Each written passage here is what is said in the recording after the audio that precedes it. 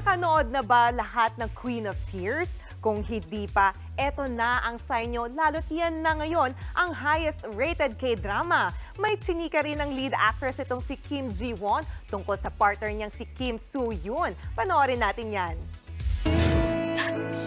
널 알아볼 수도 없게 될 거라고. 난 다른 사람이 될 거라고. Yung feeling na alas 3 na madaling araw, pero humahagulgol ka pa rin sa kakanood ng Queen of Tears. 우린 또 만날 거야.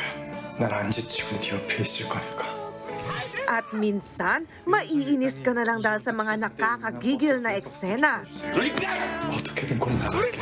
Sinong relate dyan? Pero aminin, mamimiss mo rin umiyak at mainis ngayong tapos na ang serye. Sa sobrang patok nga nito, trending pa rin hanggang ngayon ang finale ng Queen of Tears. Say dito ng fans, sulit naman daw ang balde-balde nilang luha kahit abutin pa ng madaling araw. Bukod sa finale, nag-iwan naman ng nakakasenti na original soundtrack ang bida nitong si Kim Soo-yoon.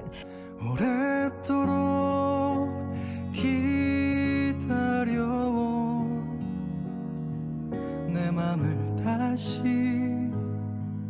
들어봐 줄래. Pero kung puro iyakan sa eksena, may tawanan din naman daw ang cast off-cam. Chika ng lead actress na si Kim Ji-won, ang kapartner pangaraw niyang si Soo-yoon ang mahilig magpatawa sa set. Inamin din ni Ji-won na matagal na siyang fan ni Soo-yoon. Napapost naman ng behind the scenes ang isa pang cast nitong si Kwak Dong-yeon.